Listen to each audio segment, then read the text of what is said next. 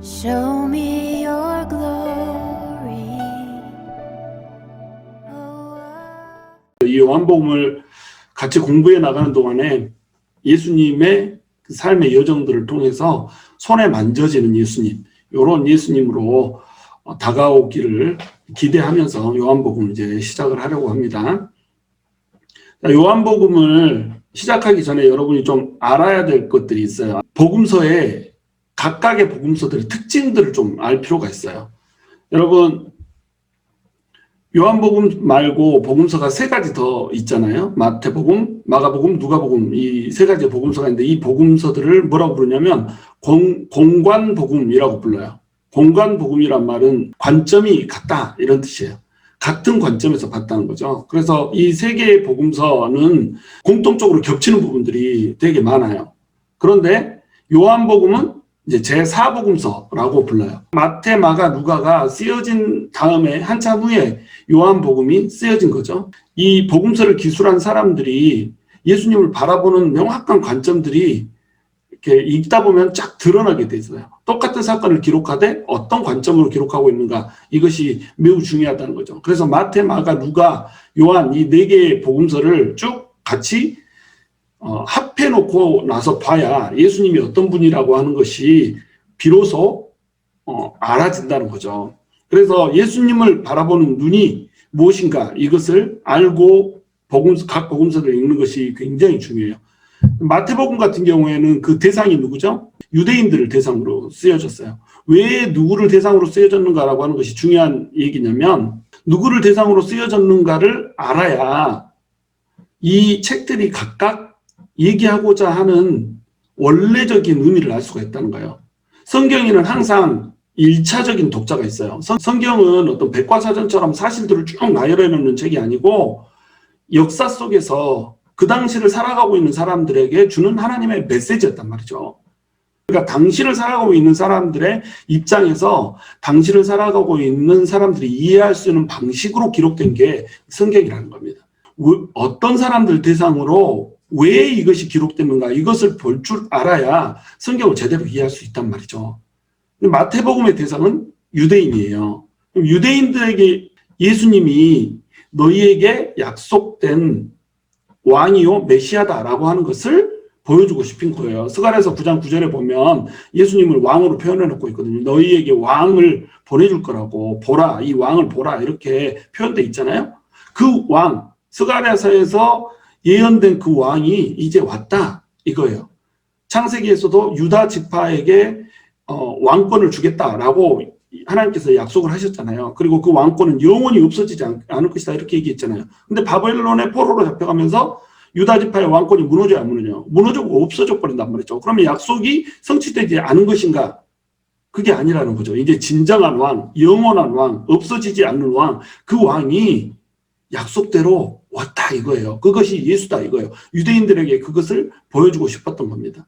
그러니까 유대인들에게 예수 그리스도가 왕이요 메시아라고 하는 것을 가장 잘 나타내 줄 수 있으려면 어떻게 표현을 해야겠어요? 구약에서 예언된 예수님이 어떤 모습인지를 나타내주고 그것에 부합되는 분으로 소개를 해야지 가장 잘 나타날 거 아니에요. 그래서 마태복음 1장 1절이 어떻게 시작하죠? 아브라함과 다윗의 자손 예수 그리스도의 족보라, 이렇게 시작하잖아요. 개역 한글에 보면 이제 예수 그리스도의 세계라, 이렇게 시작하는데 이 세계는 월드라는 뜻이 아니라 페디그리예요. 그러니까 족보란 뜻이죠. 그래서 족보로 시작한단 말이죠.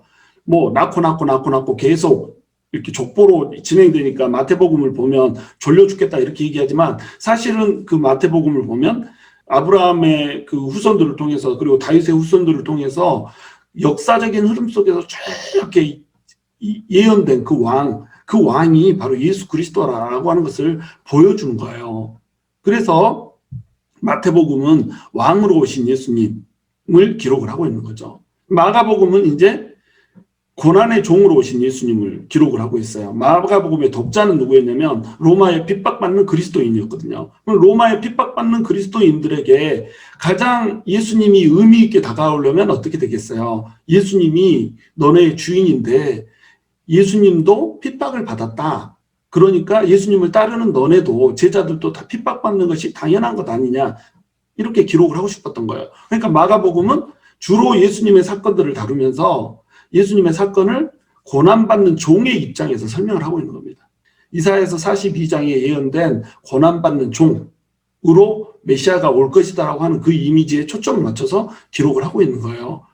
그런데 고난받는 종으로 끝나버리면 안 되잖아요. 너네 주인이 고난받는 종이었다. 그러니까 너네도 고난받아라. 이러고 끝나버리면 어떻게 그 고난을 견디겠어요. 그래서 마가복음에서는 하나님의 아들이라고 하는 표현을 굉장히 부각을 시킵니다. 하나님의 아들이 능력의 주님이시고 권능의 주님이신데 그분이 고난을 받았다. 이렇게 얘기를 하는 거예요. 그러니까 하나님의 아들이 고난받았으니까 너네도 고난받아라. 단 하나님의 아들이 어떻게 됐냐. 고난받고 나서 십자가에 못 박혀 죽고 나서 영광스럽게 부활을 하고 승천하지 않았냐라고 하는 말로 결론을 맺어요. 그러므로 너네도 고난을 받고 나면 예수님처럼 너네 주인처럼 영광스럽게 부활할 것이고 영원한 하나님의 유업이라고 하는 것을 영광으로 너네가 취하게 될 것이다. 그러므로 고난의 잔에 참여해서 그 영광의 잔을 너네가 취해라. 이 말을 하고 있는 겁니다.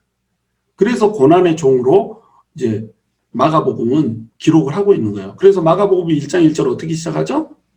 하나님의 아들 예수 그리스도 복음의 시작이라 이렇게 시작을 해요. 하나님의 아들이라고 하는 말을 서두로 딱 제시를 한단 말이죠. 그리고 예수 그리스도라고 하는 말을 제시를 하죠. 예수는 구원자라는 뜻이고 그리스도는 이 기름 부음을 받은 자라는 뜻이잖아요. 메시아라는 뜻이잖아요. 그래서 구원자이시고 기름 부음을 받으신 그분이 너희가 한테 왔다 이거죠. 그것이 복음이라는 거예요. 복음이라고 하는 표현도 왜 썼냐면 복음이라는 표현은 원래 그 기독교인의 표현이 아니에요. 원래는 로마인들의 표현이란 말이죠. 로마인들은 이 표현을 왜 썼냐면 자 로마 황제가 태어났으니까 이제 새로운 시대가 왔다. 너네 즐거워하고 기뻐해라. 이렇게 해서 이걸 굿뉴스 복음이라고 불렀던 겁니다. 그리고 전쟁에서 승리하고 돌아왔을 때 이것을 또 복음이라고 불렀던 거예요. 그래서 여러분 생각해 보세요. 로마 황제가 태어나는 게 복음이에요? 굿뉴스예요? 아니잖아요. 로마 황제가 태어남으로 인해서 로마 황제를 섬기느라고 얼마나 많은 사람들이 고통을 받아요. 로마가 전쟁에서 승리하는 게 복음이에요? 아니죠. 로마한테는 복음이지만 로마한테 패한 사람들한테는 어때요? 이게 복음이 아니라 슬픔의 소식이죠. 그런데 진짜 복음이었다는 거예요. 진짜 복음은 누구죠? 예수 그리스도란 말입니다. 예수 그리스도가 진짜 복음이 돼서 너네한테 왔다는 거예요. 로마 황제는 복음이라고 스스로 얘기하지만 다른 사람들에게 고통을 주고 슬픔을 줘. 그런데 예수 그리스도는 진짜 복음이 되어서 모든 사람들에게 기쁨의 소식을 전해줘요.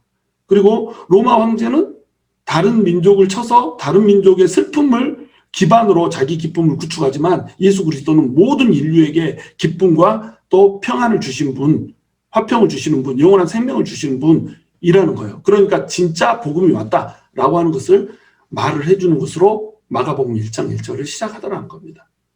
그 다음에 이제 누가복음에서는 완벽한 인간으로 오신 예수님을 기록을 하고 있어요. 누가복음은 이제 예수님이 완전한 인간으로 하셨다는 말이에요. 완전한 인간이란 말은 뭐냐면 죄가 없는, 흠이 없는 순전한 인간이 맞다는 거예요. 모든 인류 인간들은 어떤 존재예요?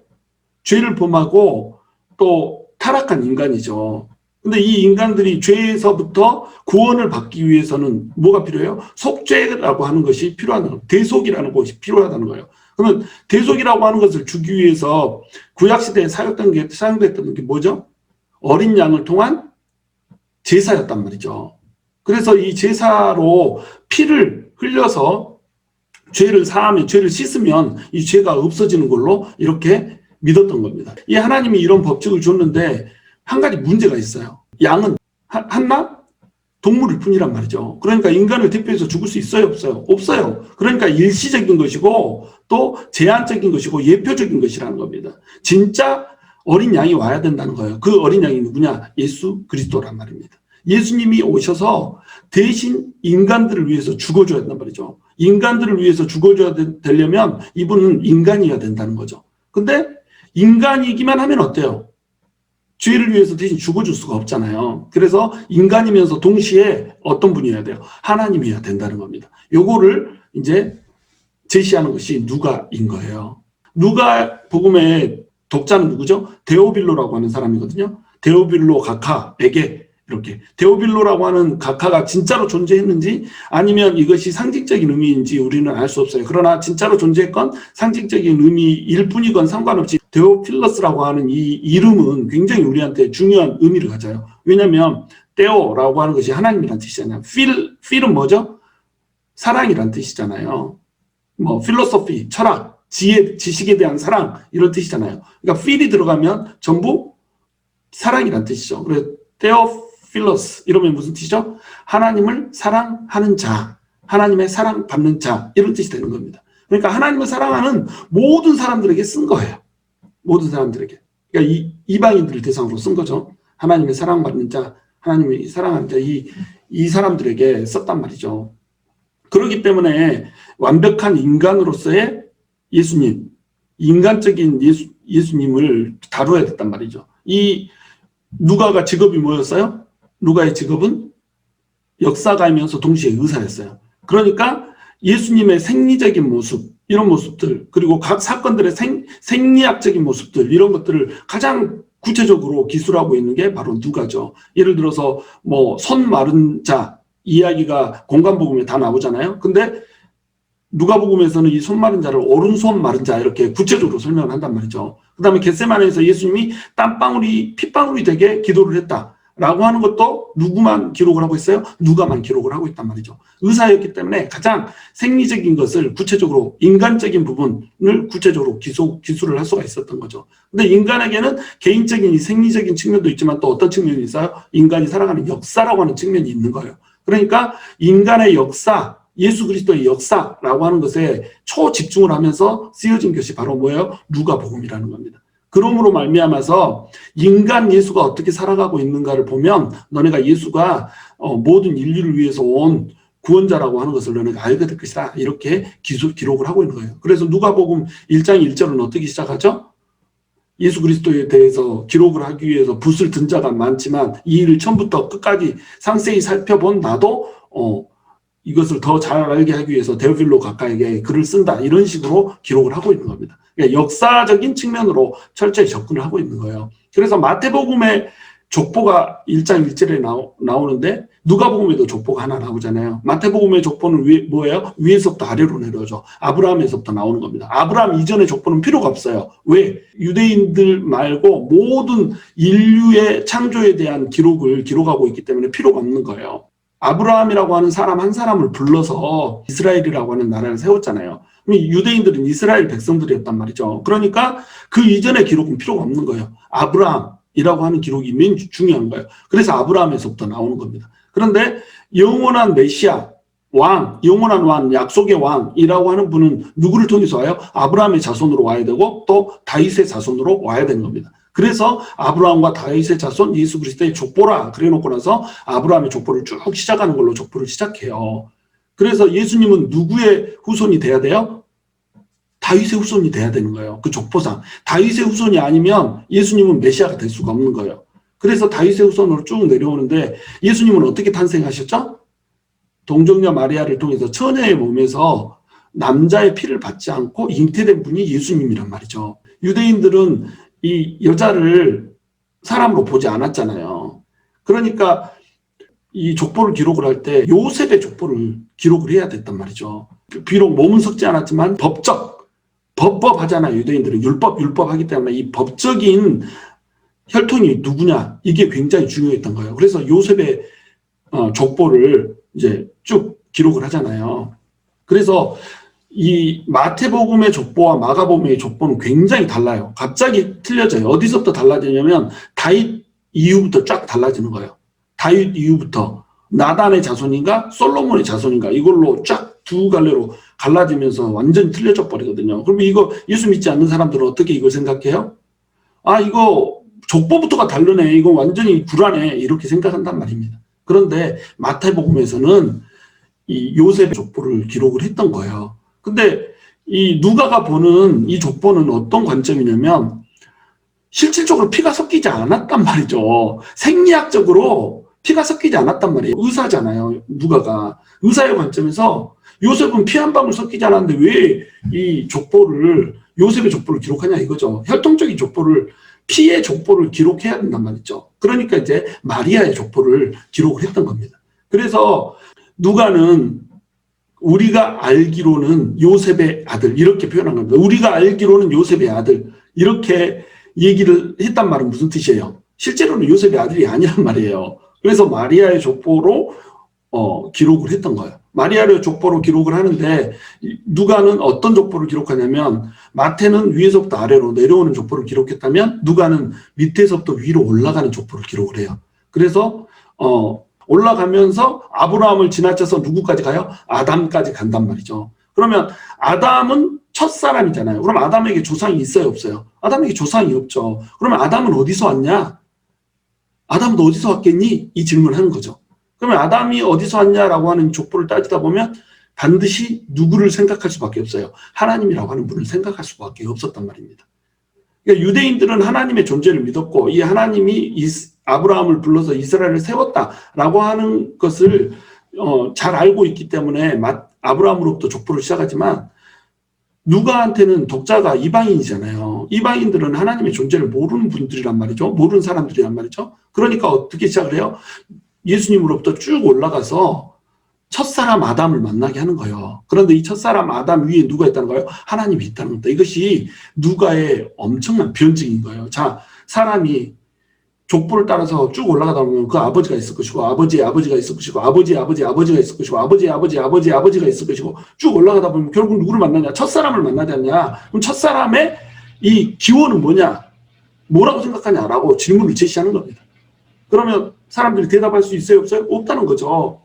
근데 누가의 답은 뭐예요? 하나님이 그 위에 있다라고 하는 걸로 제시를 하는 겁니다. 그 하나님이 사람들을 죄에서 구원하여 주시기 위해서 이 땅에 완전한 인간으로 왔다.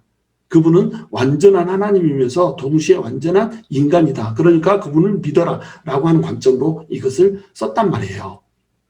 그러면 공간복음에서는 자, 왕으로 왔어요? 메시아로 왔어요? 이거 인간이에요? 하나님이에요? 인간이죠. 고난의 마가복음에서는 고난의 종으로 왔어요. 고난의 종은 뭐예요? 인간이죠. 또 누가복음에서는 완벽한 인간으로 왔죠. 이것도 인간이죠.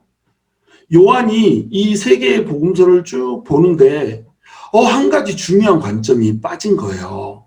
전부 다 하나님이 인간으로 오셨다라고 하는 것. 그래서 왕, 종, 그 다음에 완벽한 사람, 이 모습으로 왔다고 하는 것은 기록되어 있는데 예수님이 하나님의 아들이라고 하는 측면에서 기록된 이 모습은 없는 거예요. 이런 기록이 없는 거예요. 그래서 제4복음을 이제 요한이 기록을 하게 되는 겁니다. 모든 세상, 온 세상을 대상으로 예수님에 대해서 기술을 하는 거예요. 그래서 예수님이 하나님 자신이었다라고 하는 것을 기록을 합니다. 예수님이 하나님 자신이라는 거예요. 예수님을 통하면 하나님을 볼 수 있다는 겁니다. 이것을 사람들에게 나타내 보여주고 싶어서 기록한 책이 뭐라는 거예요? 바로 요한복음이었다는 거예요. 그래서 각각 이 사복음서에는 별명이 있어요. 마태복음은 왕으로 오신 예수님을 기록했기 때문에 사자복음이다 이렇게 했어요. 사자는 동물의 왕이잖아요. 또 마가복음은 고난의 종으로 오신 분이기 때문에 이 복음서는 송아지 복음이라고 불렀어요. 송아지가 희생제물로 쓰여졌잖아요. 그 다음에 누가복음은 완벽한 인간으로 오신 예수님을 기록하고 있기 때문에 사람 복음 이렇게 불렀던 겁니다. 반면에 요한복음은 독수리 복음 이렇게 불렸던 거예요. 왜 독수리 복음이라고 불렸겠어요? 독수리는 하늘을 날잖아요. 하늘을 나는 하늘의 왕이란 말이죠. 그러니까 이제 독수리 복음 이렇게 불렀던 겁니다. 이제 마태복음에 보면 동방 박사들이 와가지고 세 가지 선물을 주잖아요. 이 세 가지 선물이 뭐였어요? 황금, 몰약, 유향 이 세 가지 선물을 주잖아요. 황금, 몰약, 유향이라고 하는 세 가지 선물을 줬다라고 하는 것을 마태는 왜 기록하고 있을까요? 도대체 선물의 목록이 왜 중요한 걸까요? 이것이 바로 예수님의 모습을 그대로 나타내주고 있기 때문에 그래요. 예수님은 왕이면서 동시에 고난의 종이면서 동시에 인간이면서 동시에 하나님이라고 하는 네 가지 얼굴을 가졌어요. 이 네 가지 얼굴을 가졌는데 하나님이라고 하는 사실 빼고 인간의 모습으로 온 예수님을 이 세 가지의 선물로 표현을 하고 있는 겁니다. 그것이 뭐였냐면 왕과 제사장과 선지자였어요. 예수님이 예수 그리스도라고 하는 이름으로 불리잖아요. 그럼 예수 그리스도, 이것은 예수와 그리스도가 어떻게 달라요?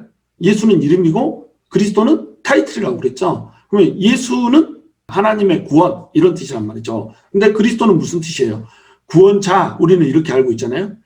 메시아라고 하는 히브리어 말을 그리스도라고는 헬라어 말로 번역을 해놨다, 이렇게 우리는 알고 있어요. 그래서 메시아는 구원자란 뜻이고, 그런 걸 그리스도도 구원자란 뜻이다, 이렇게 우리는 알고 있단 말이죠. 그런데 메시아의 원래 뜻이 뭐예요?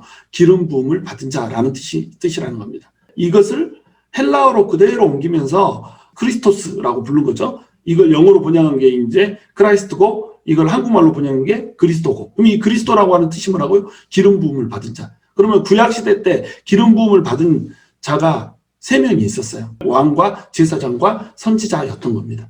그래서 왕, 제사장, 선지자로 오실 예수님, 이것을 메시아라고 불렀고, 그분이 예수로 오셨던 겁니다. 그래서 예수님을 예수 그리스도 이렇게 불렀던 거예요. 예수님은 이름이고 그리스도는 이제 타이틀이라고 그랬죠. 예를 들어서 곽형일 전도사 이렇게 부르듯이 예수 그리스도 이렇게 불렀던 거예요. 그러니까 이 이름의 뜻에 엄청난 의미가 있는 거예요. 우리는 쉽게 부르지만 이 예수 그리스도라고 하는 이름 속에 복음의 본질이 다 들어있는 거예요.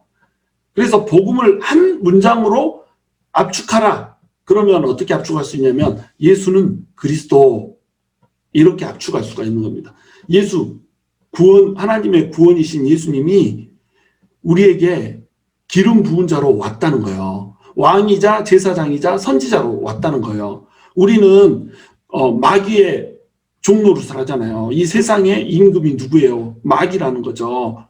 물론 세상의 임금은 변함없이 하나님이시지만 세상의 사람들이 마귀를 왕으로 모시고 있다는 겁니다. 그래서 마귀를 세상 임금이라고 불렀단 말이에요. 근데 예수님이 오셔서 마귀를 멸하시고 왕이 되어버렸어요. 그러니까 이제 우리는 마귀의 예속으로부터 벗어날 수 있는 거예요. 마귀가 우리에게 주는 모든 불행과 슬픔과 고난과 아픔, 이런 것들을 예수님이 왕이 되셔서 오셔가지고 확 날려버렸다는 거죠. 그 예수님의 왕권을 우리한테도 부여를 해버렸단 말이에요. 그러니까 예수를 믿는 모든 사람에게는 뭐가 있다는 거예요? 예수님의 왕으로서의 권세와 권능이 있다는 거예요. 권세는 authority to rule이에요. 그러니까 권세, 권위, 다스릴 권위가 있단 말이죠. 그런데 다스릴 권위만 갖고는 다스릴 수 없단 말이에요. 그러니까 권능이 필요한 거예요. ability to rule이 필요하다는 겁니다. 그래서 권능을 우리에게 주셨어요. 그러니까 예수님은 우리에게 권세와 권능을 주셔서 우리가 이 세상의 왕으로 살아가게 하신단 말이죠. 맨 처음에 하나님께서 아담과 하와를 만드셨을 때 이 세상을 정복하고 다스리는 왕으로 세웠잖아요. 그 창조의 원형, 다시 얘기해서 왕권을 주신 원래 창조의 직분, 이 직분을 우리에게 다시 회복시켜주는 분이란 말이에요. 그러니까 우리는 이제 왕권을 누리면서 살아야 된단 말이죠. 이게 얼마나 기쁜 소식이에요. 그래서 예수는 그리스도다라고 하는 것이 우리에게 복음이 되는 겁니다. 두 번째는 이제 고난의 종으로 오신 예수님, 다시 제사장으로 오신 예수님이에요. 우리는 죄인이잖아요. 예수님을 떠나서 살았잖아요. 그렇기 때문에 우리는 죽어야 된단 말이죠. 우리는 죽어야 되는데 이 죽음을 피할 수 있는 유일한 방법이 뭐예요? 바로 제사였다는 겁니다. 근데 예수님께서 우리의 제사장이 돼서 오셔가지고 예수님께서 또 우리를 위한 제물이 되어서 스스로를 제물로 드리면서 스스로 제사를 드려버리는 제물이자 제사장으로 우리에게 오셨다는 거예요. 그러니까 기름 부은 자라는 겁니다. 그래서 우리의 모든 죄를 속하고 사해버렸다는 거예요. 그러니까 이게 복음이 되죠. 우리의 모든 죄를 사해버렸으니 이게 얼마나 큰 복음이에요. 그렇죠? 그 다음에 세 번째로 완벽한 인간으로 오셔서, 다시 얘기해서 선지자로 오셔서 우리에게 하나님의 말씀을 대언해 줬단 말이에요. 하나님께서 천국을 그 믿는 자들에게 예비하셨고 그 천국에 들어갈 길, 하나님의 나라에 들어갈 길을 너희에게 줬다라고 하는 말을 선포하게 했단 말이죠. 그러니까 누가복음에서는 완벽한 인간, 다시 얘기해서 선지자라고 하는 예수님의 모습으로 그려지고 있다는 거예요. 그 선지자가 되기 위해서 인간 예수님이 받아야 했던 모든 고난과 고통과 순환, 이것들을 가장 상세하게 기술해 놓은 것, 이것이 누가복음이었잖아요. 그래서 선지자라고 하는 것을 누가복음에서는 얘기를 하고 있는 거예요. 그거를 선물로 각각 표현을 하고 있는 겁니다. 왕으로 오신 예수님, 이것을 표현하기 위해서 황금이라고 하는 선물을 드렸던 거예요. 황금, 금은 왕을 상징하잖아요. 그 다음에 제사장은 무슨 역할을 하는 거예요? 우리 인간을 위해서 제사에 향을 피워 올리고 기도에 향을 피워 올리는 예수님, 우리의 중보자이셔서 우리를 위해서 대신 기도해 주시고 우리의 기도가 이루어질 수 있게 해주시는 분, 우리의 제사장 예수님을 표현하고 있는 거예요. 그래서 유향을 선물로 드렸던 거예요. 그 다음에 예수님은 선지자로 오셨단 말이죠. 선지자로 기름 부으심을 받은 분이란 말이죠. 선지자는 어떤 존재예요? 하나님의 복음, 하나님의 말씀을 전하기 위해서 늘 핍박받고 고난받고 죽음에 처해져야 했던 사람. 그래서 몰약이라고 하는 것은 선지자를 상징을 하는 겁니다. 몰약은 장사 지낼 때 쓰는 약품이었잖아요. 썩지 않게 이렇게 하는 약품이었단 말이죠. 사람들이 썩지 않게 해주고 또 사람들을 위해서 복음을 전하다가 죽게 되는 장사를 맞이하게 되는 이런 선지자로서의 예수님을 표현하기 위해서 이제 뭘 했다고요? 몰약이 필요했다는 겁니다. 그래서 황금, 몰약, 유향이라고 하는 세 가지 선물을 드렸던 이유는 뭐냐면 예수님이 이런 분이라고 하는 것을 그대로 표현을 해주기 위해서 그랬던 거예요. 그래서 예수님에게는 몇 가지 모습이 있다? 네 가지의 모습이 있다. 이 네 가지의 모습이 공간복음에서 인간의 모습, 다시 얘기해서 왕, 종, 완벽한 인간이라고 하는 세 가지 측면으로 그려졌고 하나님의 아들이라고 하는 측면을 기록해 주기 위해서 기록된 것이 뭐다? 바로 요한복음이다. 이거를 우리가 알고 볼 수 있어야 된다는 겁니다.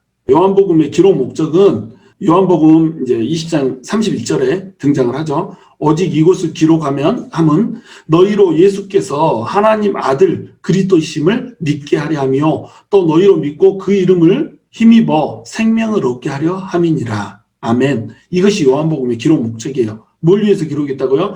예수님께서 하나님의 아들이심을 믿게 하려고, 그 그리스도이심을 믿게 하려고 기록을 했단 말이죠.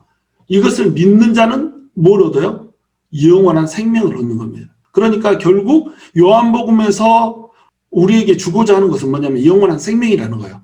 영원한 생명을 얻기 위해서는 뭐가 필요해요? 하나님의 아들이 필요하다는 겁니다. 하나님 그 자신이 우리에게 와서 우리에게 영원한 생명을 줘야 된다는 것이, 이것이 요한복음의 기록 목적이고 요한복음의 전체 주제인 거예요. 요한복음에는 이제 그 신학적 주제가 있죠. 신학적 주제들을 살펴보면 첫 번째는 아들이 증거하는 아버지예요. 하나님은 삼위일체 하나님이잖아요. 그래서 성부, 성자, 성령 하나님 이렇게 우리가 이해를 하잖아요. 근데 요한복음에서 신학적 주제는 이것을 극명하게 이제 드러내요. 그래서 아들이 증거하는 아버지를 드러낸단 말이죠. 아들은 누구예요? 성자 하나님이잖아요. 예수님은 하나님이에요. 근데 하나님이면서 동시에 뭐예요? 성자, 아들로서의 하나님이란 말이죠. 아들이신 예수님이 오셔서 이 땅에서 하고 있는 일을 보면 우리가 뭘 알 수 있다는 거예요? 하나님을 알 수 있다는 거죠.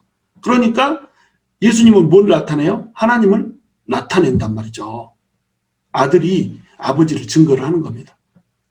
아들 자체가 하나님이기 때문에 아들이 하는 것을 보면 하나님이 어떤 일을 하는 분인지 알 수 있다는 거예요. 근데 그 아들이 성육신, 다시 해서 인간이 되어가지고 이 땅에 오신 이유는 뭐예요? 하나님이 인간을 사랑하기 때문에. 그래서 요한복음 3장 16절 여러분 잘 아시잖아요. 하나님이 이처럼 세상을 사랑하사 독생자를 주셨으니 이렇게 표현하잖아요. 하나님이 세상을 이처럼 사랑하기 때문에 독생자, 다시 얘기해서 예수 그리스도를 우리에게 주셨다는 겁니다. 하나님의 사랑을 가장 잘 나타내 주는 것이 예수 그리스도의 성육신이라는 거예요. 사랑하니까 인간이 돼서 이 땅에 왔다는 이거를 표현하는 겁니다. 그래서 성육신하신 예수님께서 하나님을 온전하게 아신다는 거예요. 왜?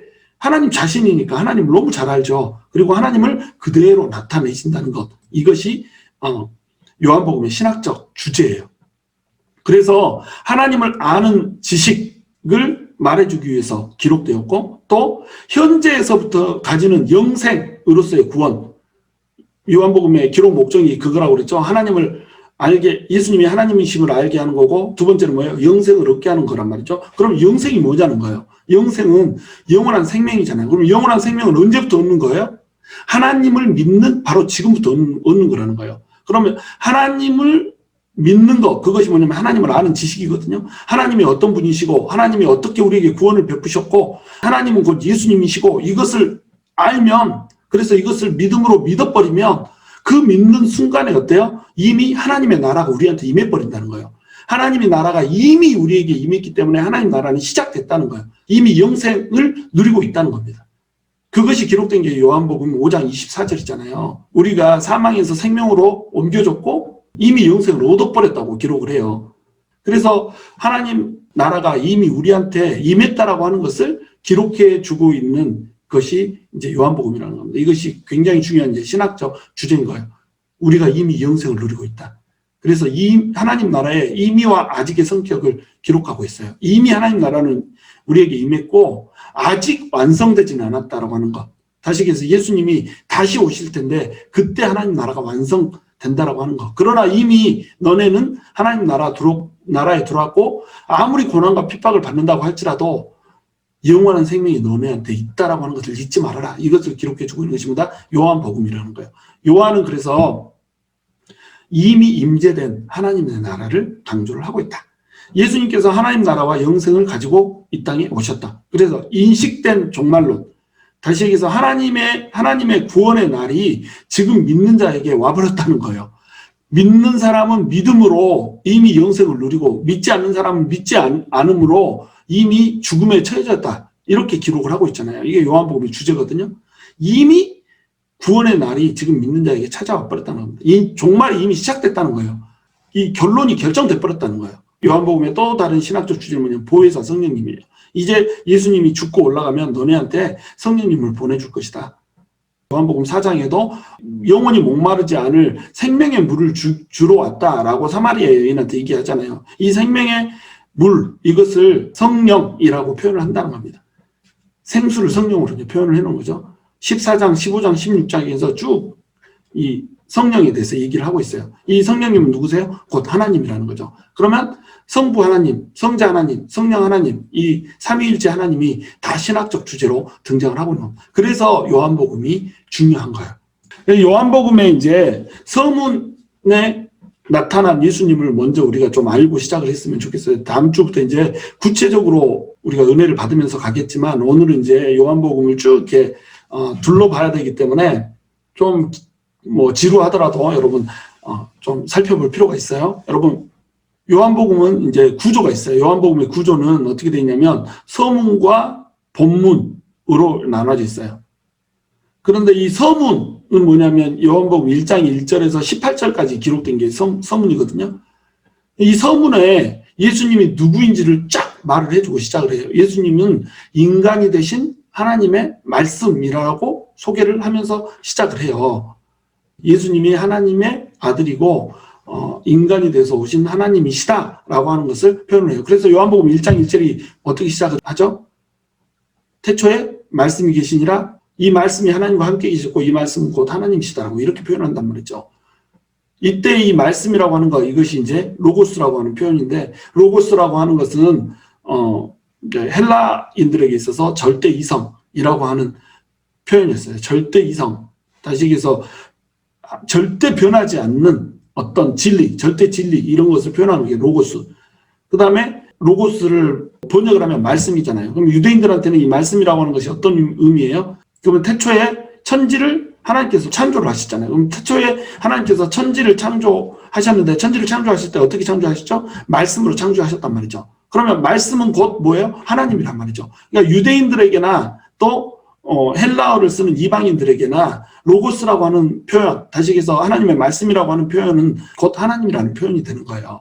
근데 이 요한복음 1장 14절에 보면 말씀이 육신이 되어 우리 가운데 거하심에 우리가 그 영광을 보니 아버지의 독생자의 영광이고 은혜와 진리가 충만하더라 이렇게 기록을 하고 있단 말이죠. 그러면 1장 14절에 기록된 말씀이 육신이 돼서 우리에게 왔다 이 말을 하는데 이때 이 말씀은 누구냐 말이죠. 바로 예수님이라는 거죠. 그러니까 예수님은 하나님과 함께 계셨던 하나님 자신이시고 이 이 하나님이 육신이 돼서 우리한테 온 것, 이분이 누구란 말이에요? 바로 예수님이라는 거죠. 이것이 요한복음에서 얘기하고자 하는 주제인 거예요.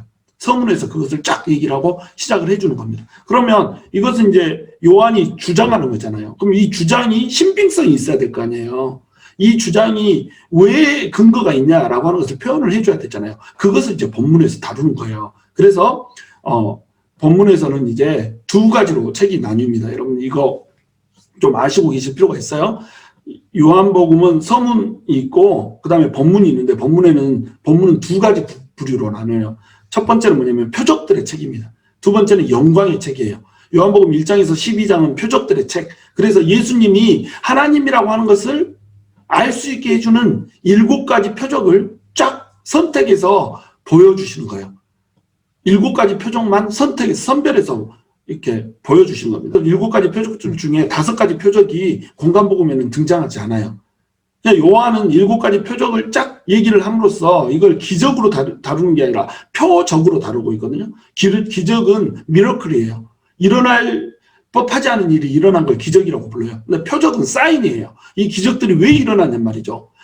바로 예수님이 하나님이라고 하는 것을 나타내주기 위해서, 사인으로 주기 위해서 이 기적들을 일으켰다라고 하는 것이 요한의 관점이란 말이죠. 그래서 요한은 7가지 표적들을 얘기하는데 그 7가지 표적이 뭐냐면 물로 포도주를 만들고 관리의 아들을 고치고 베데스다 연못에서 병자를 고치시고 5,000명을 먹이시고 무리를 거르시고 나면서부터 장님들 자를 고치시고 심지어는 죽었던 나사로를 살리시는 이 기적들을 7가지 기적들을 얘기를 함으로써 예수님이 곧 하나님이시다라고 하는 것을 증명을 한단 말이죠.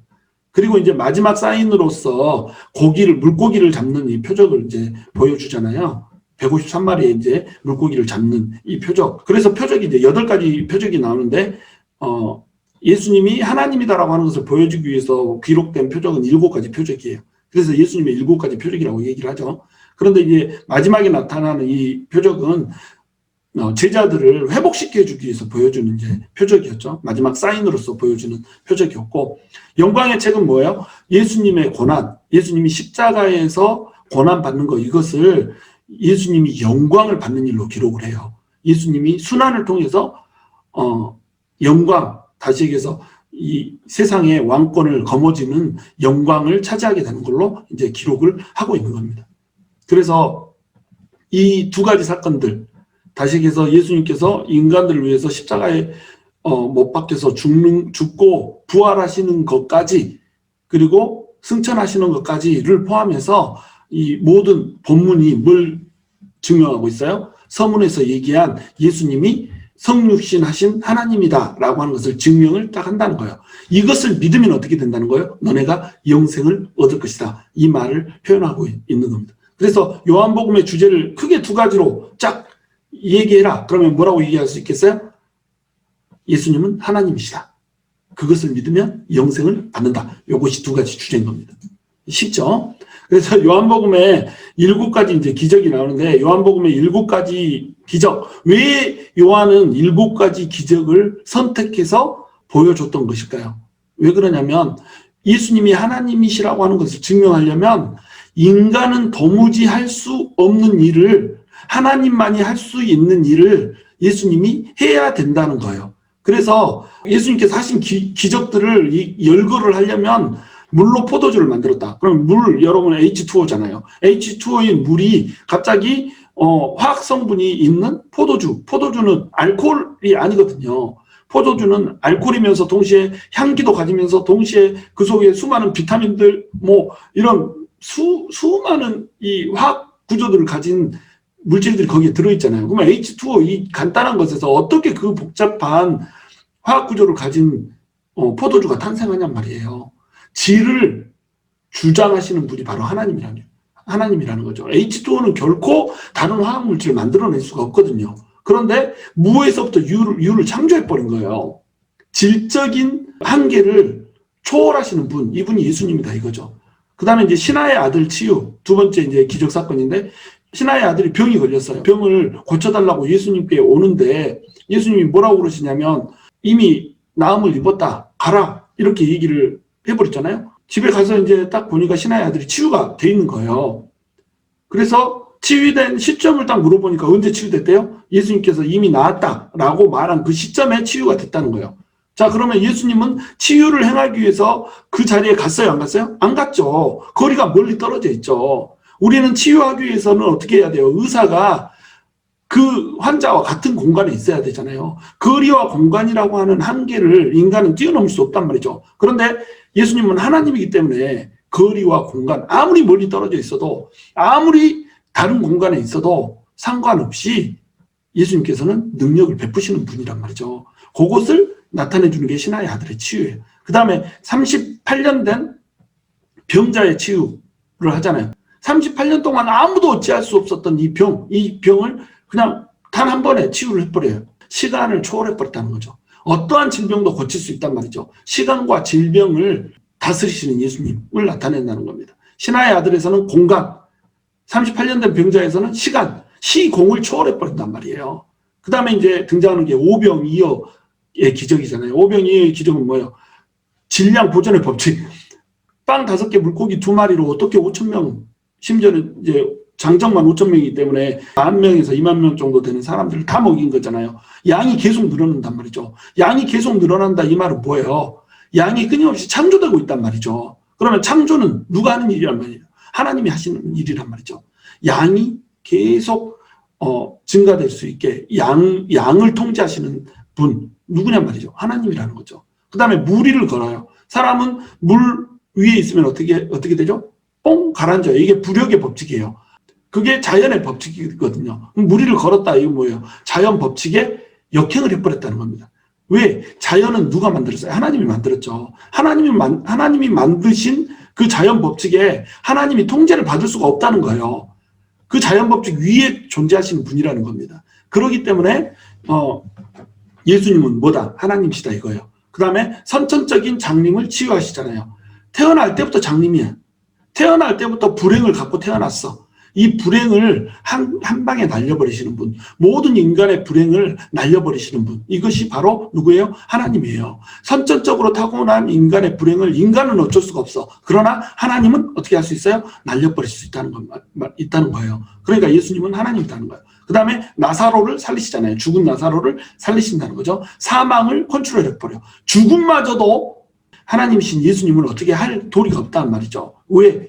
예수님이 생명을 주신 분이란 말이죠. 무에서 유를 창조하시고 모든 생명이 없는 물질들에게 생명을 주신 분이 누구예요? 예수님, 하나님이란 말이죠. 창조 때에 이미 예수님은 함께 하나님과 창조를 하신 분이죠. 창조주 하나님, 생명을 주신 분. 그렇기 때문에 사망까지도 다스려 버리더라 이겁니다. 이것이 7가지의 표적이에요. 이것을 통해서 예수님이 하나님이라고 하는 것을 요한은 역설을 하고 있는 거예요.